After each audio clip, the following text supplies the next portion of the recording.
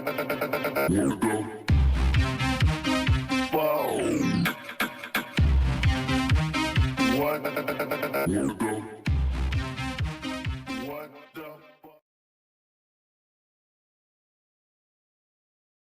is Interstellar Realities Radio. Friend, I was once again tucked away in the Appalachian Mountains of western Pennsylvania. We are live with Bob Fletcher. Okay, well, it's my pleasure to be here. Well, Brother Bob, we're here tonight to talk about one of the greatest conspiracies that's probably in the last 100 years at least.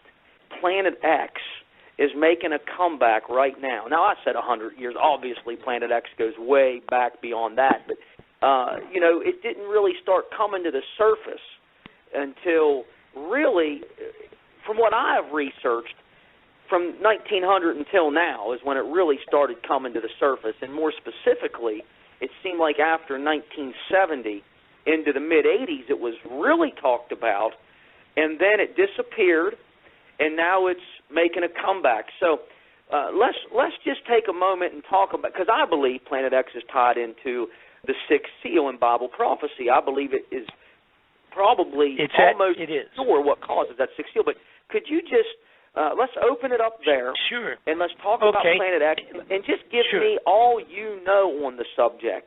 And where did it start with you? That'll take a couple of months, but let's just scrape on the surface today. About 3 years ago, I started looking at something that had been brought to my attention by several people, and it was basically the fact that there was huge, not millions of dollars, but billions of dollars and even trillions of dollars with a T disappearing out of the federal budgets. So we're talking much more money than I was used to chasing. We used to chase in these variety of corrupted operations. You chase a million or 10 or even $20 million trying to track that down. When they would, it would show up, let's say, disappeared out of a budget.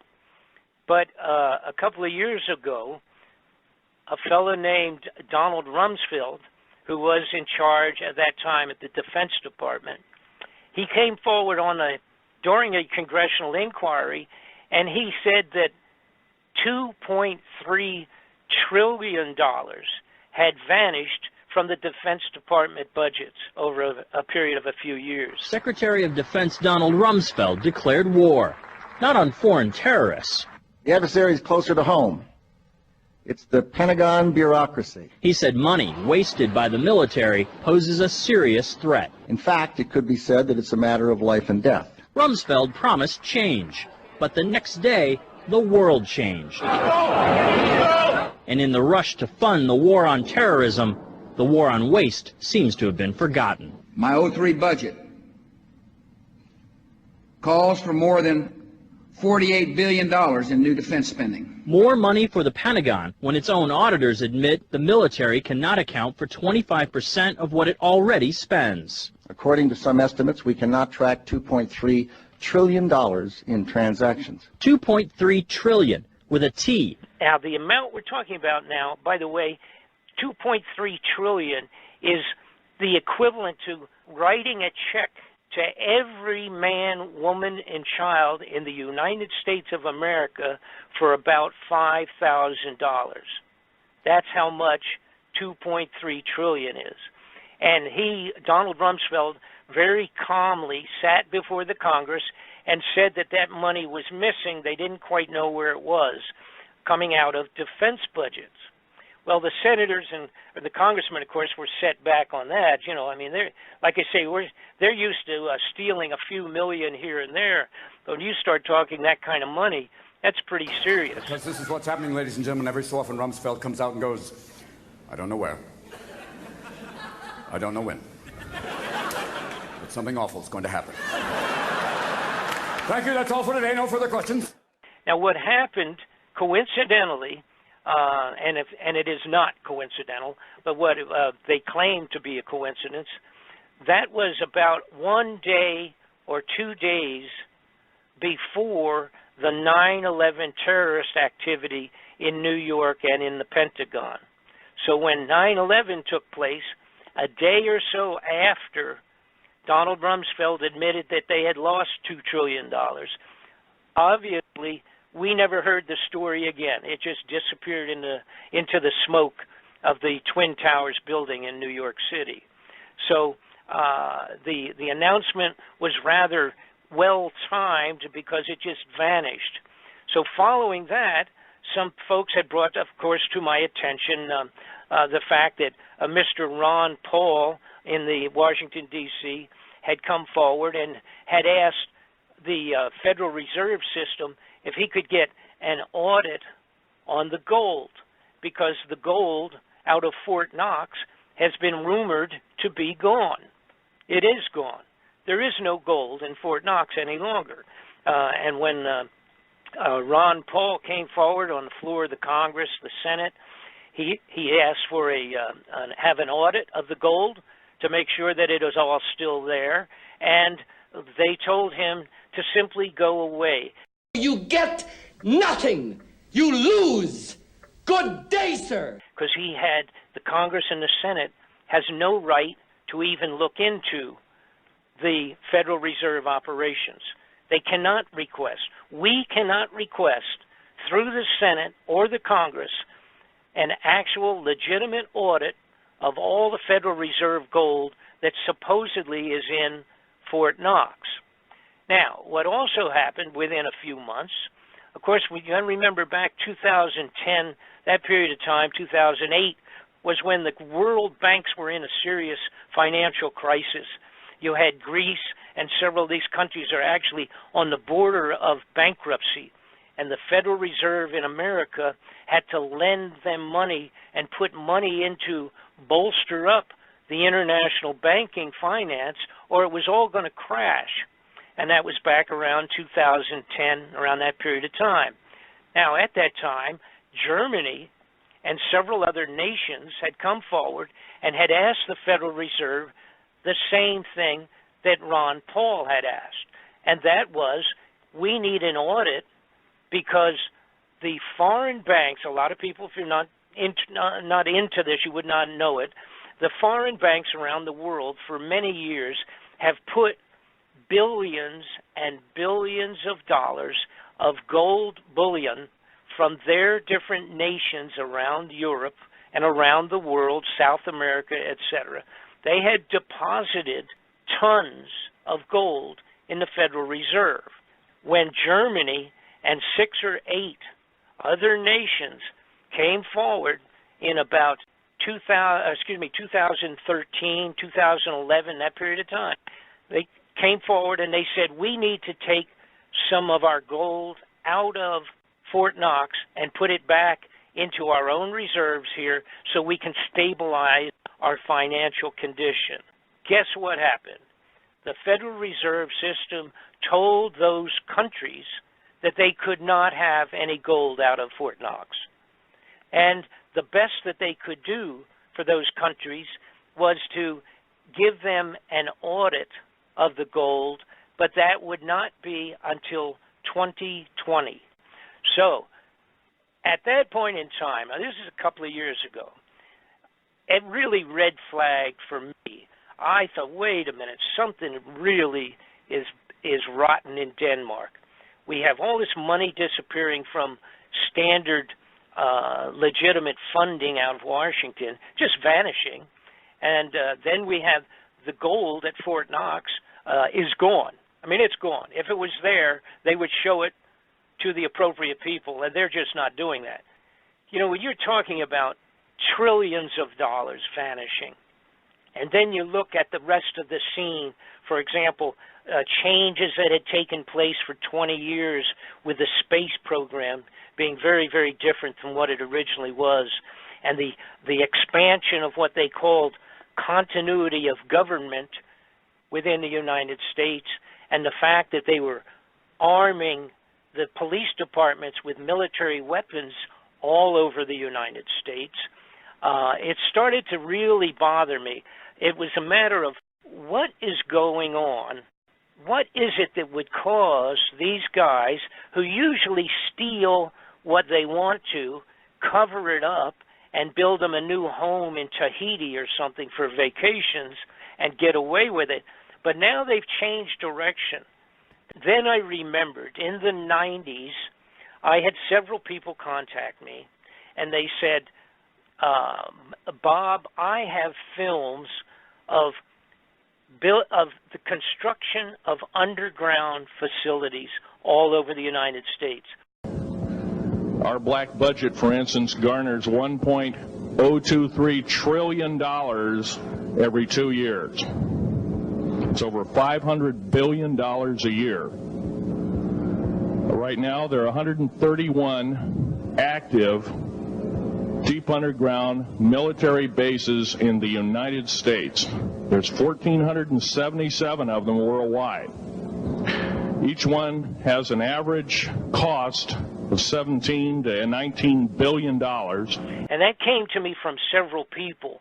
Some of them were truck drivers who told me fantastic stories about having an 18-wheeler, 40-foot truck filled with foodstuffs being delivered into a government facility, and they would follow the map where they were supposed to go, and there was nothing out there. Let's say it was outside of Texas in the desert area, and they would go, and the side of the mountain would open up, and they would drive down inside of a mountain, and it would close behind them. Now, those are fantastic stories, but to me, back in the 90s, they were just that. To myself, that was almost an outrageous kind of a story. They would tell me about going into an underground facility in Tennessee and driving for 600 miles under the ground. Those things were a little mind-boggling and pretty fanciful type of a report for me.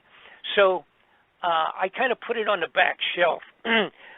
These people sent me pictures, and they sent me what were VHS videos at that time, but I didn't know what to make of them. It didn't mean anything, so I sort of put it on the side burner, so to speak, the back burner. But now this is about 3 years ago, I started putting all of the dots connected all of the dots. And what had taken place in approximately 83, apparently with the launching of a new infrared telescope being put way out in the far reaches of the solar system. Apparently, Planet X, or the planet called Nibiru, which is mentioned in all the biblical writings, it's mentioned in all Bibles and scriptures from many foreign nations. It's mentioned in historic writings of the Chinese emperor 2,000 years ago. It's written on the side of the walls of temples that were 4,000 years old.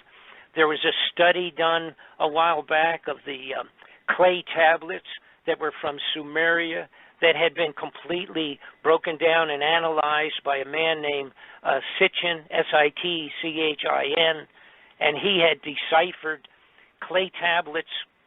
There's 25,000 of these tablets.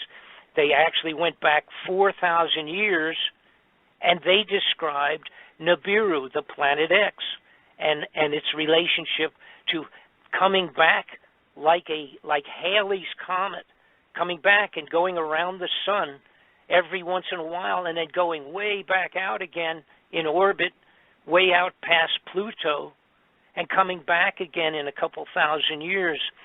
And this coincided with the biblical talk.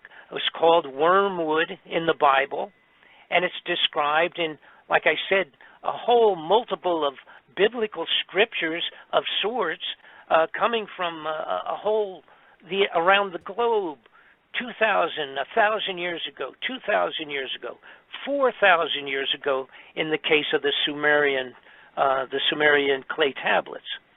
So what they described is Nibiru being a planet in a huge elliptical orbit similar to that. Like I say, I compare it to Halley's Comet that comes by every 75 years. There's another comet that we recently discovered that came around in 1997. That was called the Hale-Bopp Comet. It is similar to Halley's Comet, except that the orbit that the Hale-Bopp Comet is in has been calculated to be 4,200 years. Now that's 600 to 800 years longer than the proposed orbit of Nibiru, or Planet X. So originally I thought, wow, you talk about 3,000 year, 3,600 year orbit of a planet, that's really amazingly large. I thought almost that was ridiculous. But once I realized and got into it and found out that we did have the Hale-Bopp Comet of 4,000 years, well, then that took my excuse, looking like it was a crazy number, that just erased that. So I started studying the people that really have been into studying the planet X or Nibiru for many, many lifetimes, or a long time, or following up on other people's studies. And there's several people that have spent their entire last 30 or 40 years just studying the astronomical potential of Planet X. Now, and get back to where I was, in 1983, apparently it was discovered sufficiently that scientific people at a very high level came into President Reagan and George Bush, the vice president, and said, we got a problem. It looks like now we found Planet X that's been talked about, like you mentioned earlier at the beginning. It's been talked about at least and written about, of course, going way back, but been in modern times. In 1960 and 50, there was writings about it in Life magazine and Reader's Digest and Lookton magazine, all the major media of that time in the 50s and the 60s. But apparently in around 83, Ronald Reagan and his people were told that this is on its way back in and that it had been discovered, and now what are we going to do? All right? So at that point, it changed everything in Washington. And what you had now was this handful of large numbers of, I'm going to refer to them all as, excuse me, criminal, corrupted persons out of government, and they decided that what we have to do, obviously, is if this thing's coming back, we've got to expand underground facilities that are going to hold enough people so that our families and our immediate, most important, wealthy people of the United States are going to have a place to hide. They called it continuity of government, and they built 103 of these underground facilities underground in the United States. When I started investigating, I ended up being able to get plenty of information on them, including most of the locations.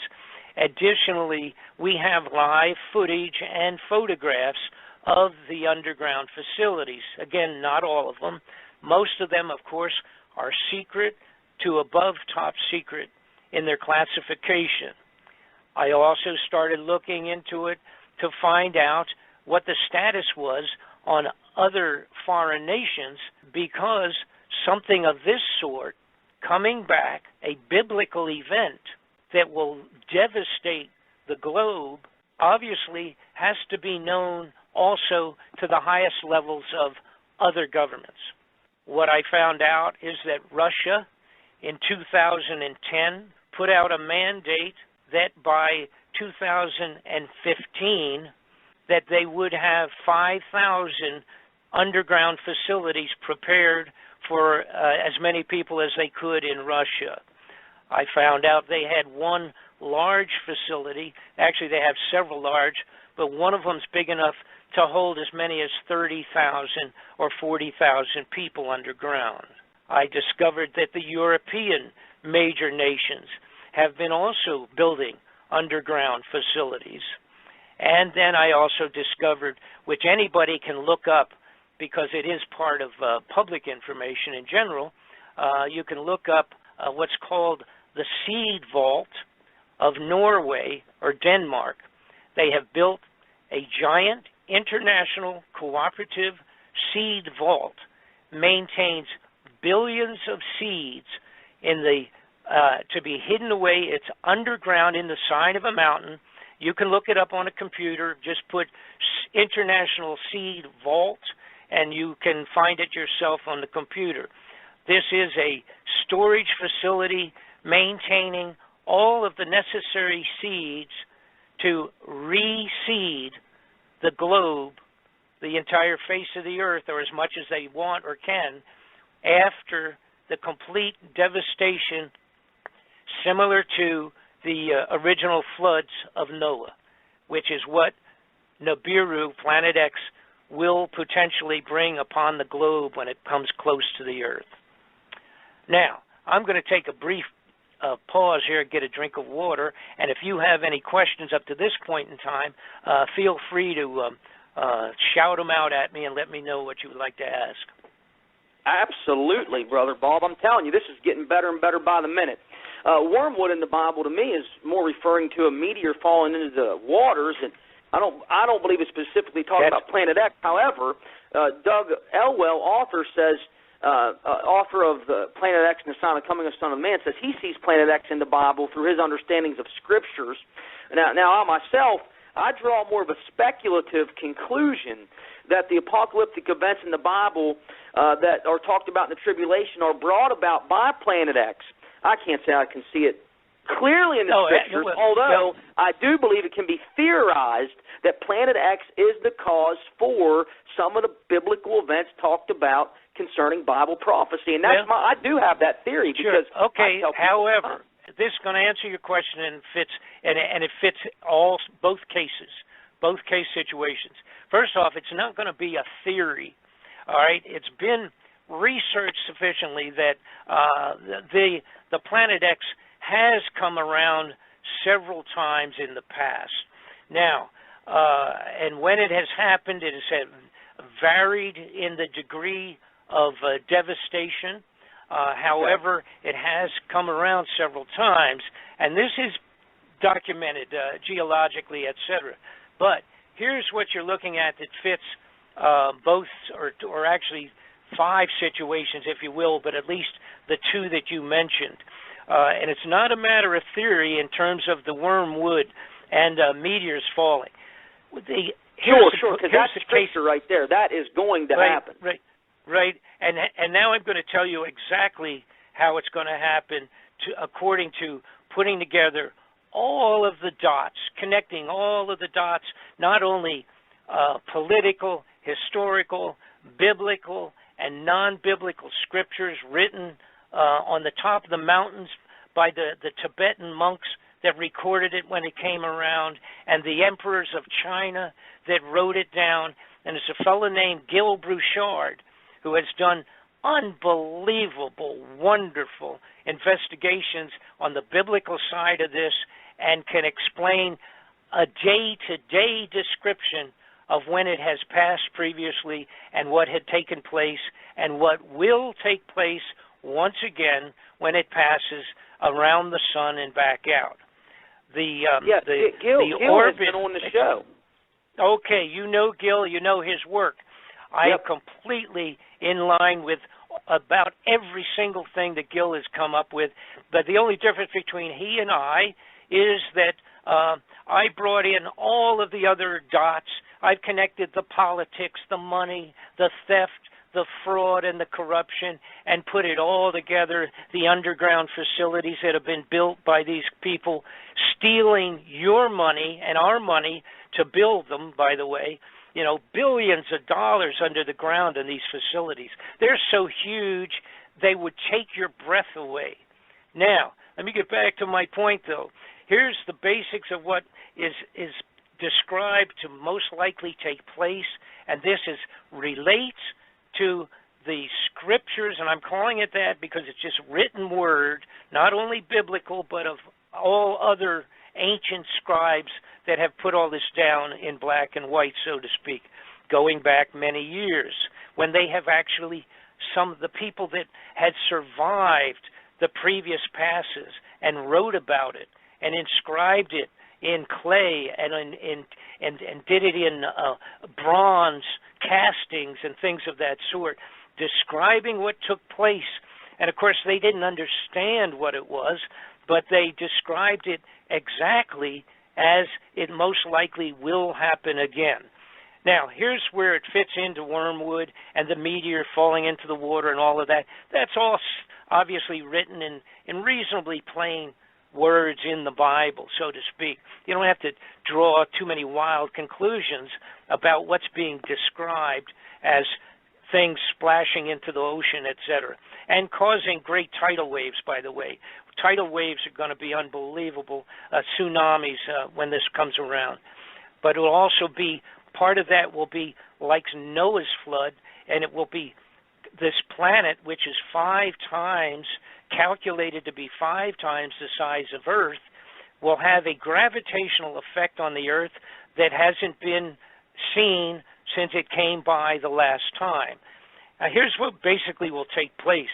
When it comes back around, it will come in, and this is even according to Gil Broussard's wonderful work that he's done. It will come in and circle around the sun. It will go behind the sun. When it does, you have to remember this is going to be similar to what we see when we watch the Halley's Comet. When it goes by around the sun, but it's way, way, way out, and it's basically, that's just a frozen snowball, to make a simple description of it. So it comes around the sun, it has a long tail behind it, dragging behind it, goes around the sun, goes back out in a short time later, and goes back out for 75 years, not to return again for 75 years. The Hale-Bopp comet that I mentioned earlier does exactly the same thing, but it was bigger, by the way, than the Halley's Comet, and it drags its tail around behind the sun and then goes back out again, heading towards the far reaches of the solar system again. Now, when Planet X or Nibiru comes around, the difference is, number one, it is a solid mass 5 times the size of Earth. It will cause an eclipse of the sun for a period of time. It has 3 or 4 planets that are actually, I'm going to refer to them as moons, that travel with it and travel around it, similar to the situation with our moon relative to Earth. The moons will be dragged around with Nibiru at the same time, and then we will have a tail of debris being dragged along, gravitationally sucked along behind this the primary planet Nibiru. When it comes by, it will travel behind the sun. The Earth, on its regular rotation around the sun, will in fact pass through the tail of Nibiru. When it does that, you will have the equivalent of the biblical meteorites that fell upon the earth in hail and brimstone. They didn't know how to describe it, but basically we're going to have flaming meteors of different sizes, meteorites, crashing. Actually, we will be crashing through that debris.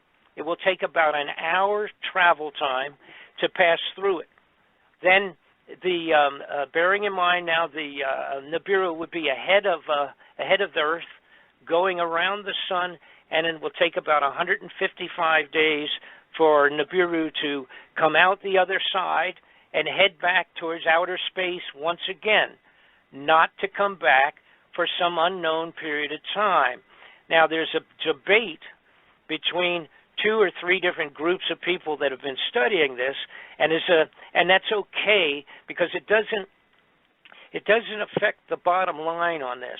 The debate is whether it comes around in 3,005 or 3,600 years, or if it comes around 350 years, which is closer to the figure that Gil Broussard believes in, doing his studies. And he has very good information to back that potentially up in terms of the numbers of years. All right, so here's what I'm saying, where it doesn't make any difference to you and I. If this comes around in our lifetime, then we're talking, it doesn't make any difference if it's been out for 3,000 years or if it has come around 10 times 300, which would be 3,000 years, and coming around 10 times since that same period of time. So in other words, it doesn't make any difference if it's 3,000 or if it's coming around every 300 and 350 years.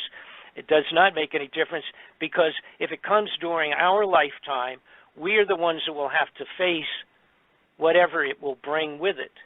And the meteorites, those things where the biblical students talk about that being what is written of in the wormwood, I believe what it is in reality, it is Nibiru itself is the wormwood, and all of the debris that will hit Earth when we go through the tail of that thing. Actually, we will plunge through the tail, and it will take whatever. I think it's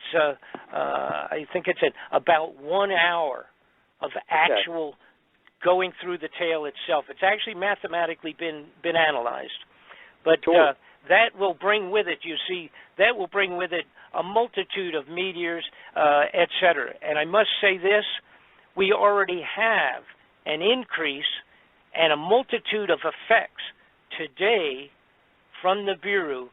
Now, when we talk about the effects of Nibiru, see, it's the problem is going to be it's a multitude of effects on the Earth.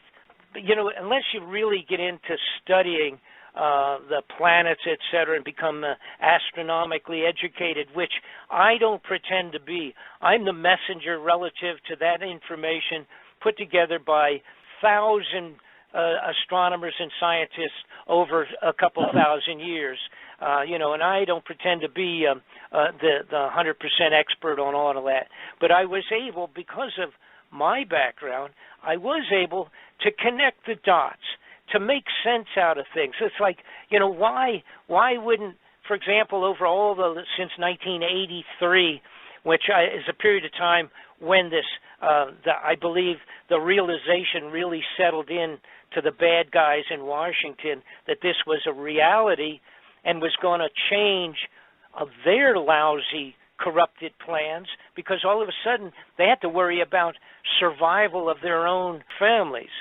So it changed things from just plain stealing and going about their normal one world government concept. This sort of threw a monkey wrench into it. The wealthiest are all digging holes to go underground. They have them finished for the most part. They're continuing them, making them better, making them bigger, and making them more full with survival materials and foods for themselves in the United States and all the rest of around the globe. Now, relative to the Mideast, see, that's all amazingly biblical. The outrageous increase and expansion of this ISIS group. Well, they're not a handful of bandits. They have billions of dollars that they have stolen. They went, not counting what they may have different countries backing them that we don't know about, corrupted governments, but they literally went into bank after bank and stole every penny that was in there, whether it was American dollars, gold on deposit, or in fact dinars, you know, their own money. They have billions of dollars in their pockets. They have stolen billions and taken over billions of dollars worth of extraordinarily serious weapons. These guys have serious weapons. They're not throwing stones and picking up pistols with six-shooters. They have missiles. They've got everything you would want to continue what they're doing. It is biblical, obviously. It's the amazing confrontation of the Muslim versus the Christians. If people don't realize that and how biblical that is, they might as well just go back to sleep and have another drink, because they're just not paying attention. Now, the timeline in 1983 being approximately when it really was seriously accepted in Washington that this thing was coming back and it's going to really do a number on the earth, period. It will constitute Noah's floods once again. The earth, more than likely, will end up tilting 26 degrees on the axis of earth.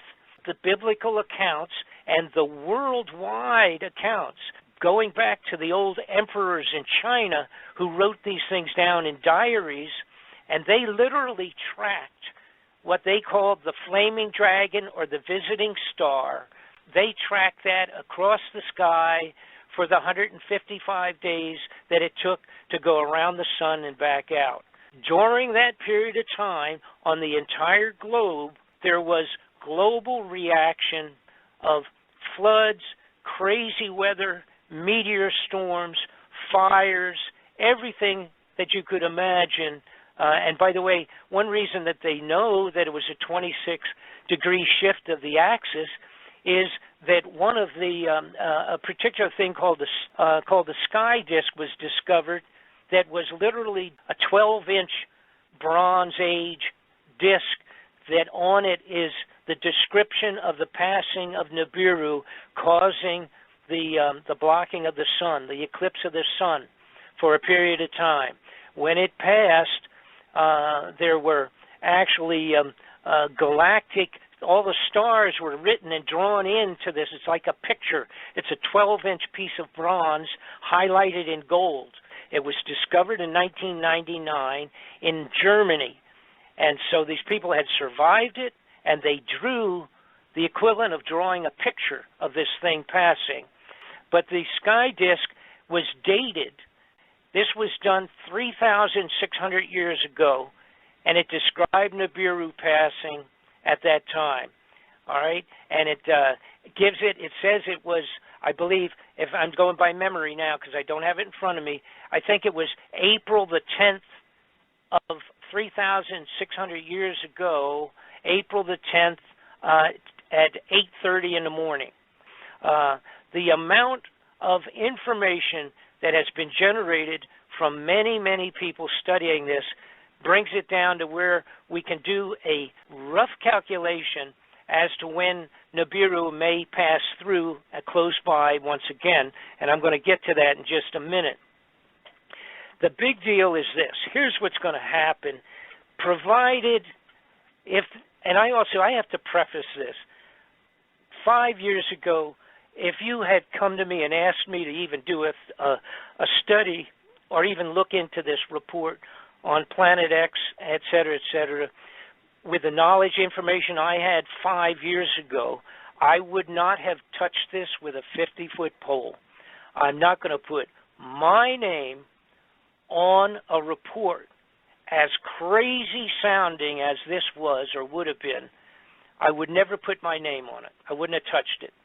But progressively, I realized that the only thing, and once I learned all the information that has been put together on Nibiru and its previous passing, and the biblical scriptures about it, once I had learned that and put it together with everything else, there is nothing else on the face of the earth that would cause the major governments of the world to dig survivable space under the ground and into the sides of the mountains to hide themselves away. There's nothing else that fits it, period. They have taken over, we have taken, in the United States, we have taken over what was NORAD's facilities in Cheyenne Mountain. There are no longer equipment in there for checking and tracking missiles and weapons of that sort. That's what it was originally built for. It has been taken over. It is one of the new hideouts for the elite to run into the mountains when Nibiru passes close. It's one of the 100 and some that we have in America. The Chinese have thousands, and I have pictures and films of this. The Chinese actually have facilities so large under the mountains, into the mountains, and the sides of hills that they have stored entire fleets of airplanes and battleships.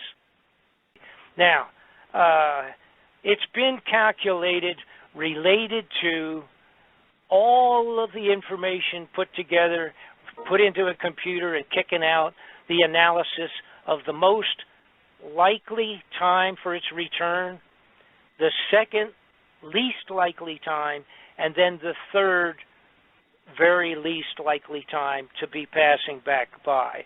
Now, this is going to upset some people.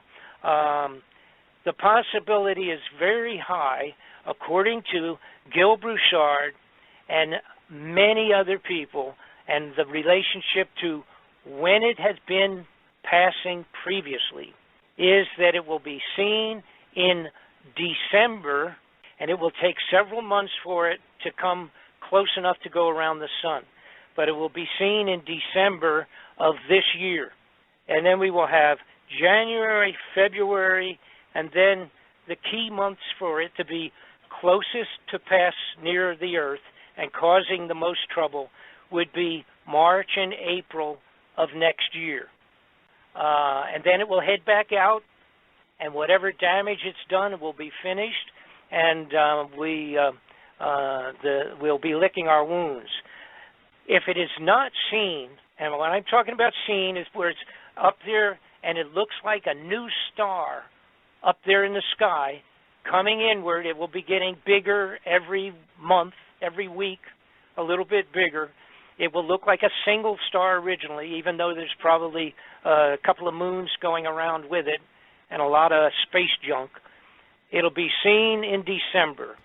It'll get bigger in January, February, and then March and April, make its journey around the sun and back out. The journey around the sun and back out is probably 155 days. Now, all of the best scriptures and information related to when it had passed before and was written in, logged in, and drawn, sketched out, and all the rest of that, it has always been, apparently, in March and April, like the Passover period of time. All right? If, in fact, we don't see it this December, and with it coming in, then we probably have a complete year to wait for it to come. If it still has not arrived in that second year from today, if it's still not on its way in, then we would be into 3 years of March. Okay, in other words, March or April, 3 years from now. But the consensus is that it's very likely to be seen this December and to pass in the March of April of next year. All right. Now, it's not my estimate. That's an estimate of other people that are I consider to be the experts. Now, here's something else that's very important. This is where the politics fits into this thing. The people that are keeping this secret from us, all right, a lot of people say, when will they tell us this is coming? They will never formally announce that this is coming in, all right? They are going to have, this is from the point of view of the bad guys, all right? The guys that have the tickets to go underground in the underground facilities and bring their families with them, all right? Those guys are going to have martial law declared in the United States a few months before 100,000 astronomers start seeing this thing appearing on the horizon, coming in as a new star. So, what are we talking about? If the timeline is being seen first in December and January, they will have to have some form of martial law a few months before that in the United States. So they will have complete control over the general public when it starts to become a riot on the surface of the earth.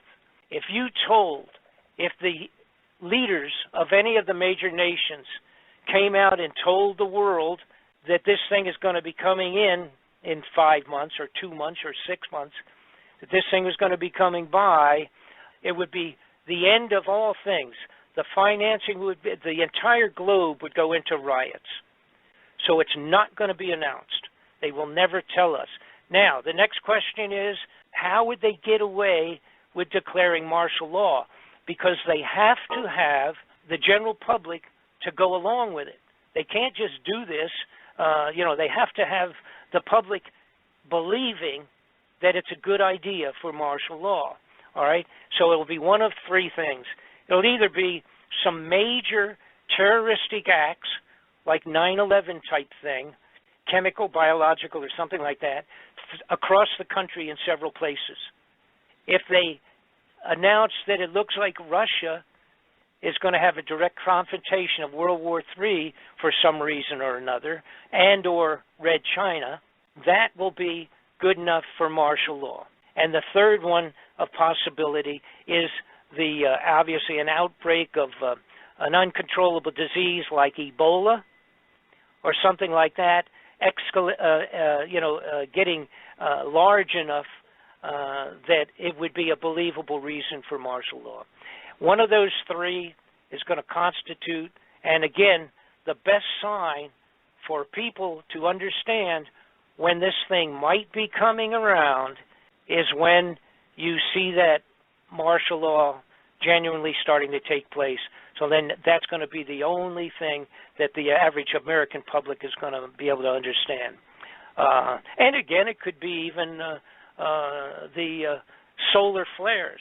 The solar flares that they were talking about, the head of the CIA, James Woolsey, the solar flares that he and Janet Napolitano was talking about, again, all of these will be part and parcel to the passing of Nibiru whenever that takes place. And unfortunately, it looks like it may be within 3 years. And again, our sign that's going to be a realistic signature is going to be when they pull the need for martial law in America. Ladies and gentlemen, this is Bob Fletcher from Bob Fletcher Investigations. It literally is the most important report that I have ever done, and I have done reports at the request of the Senate Intelligence Committees. I have done reports directly for dictator Manuel Noriega's lawyers.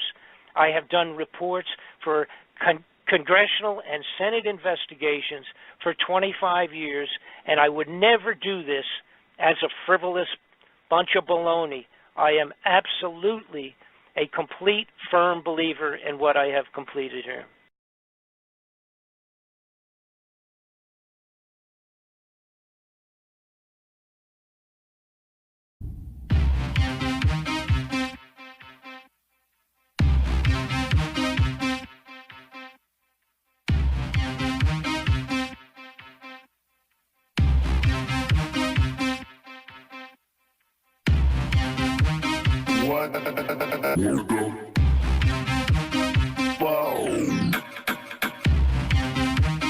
Wanna go.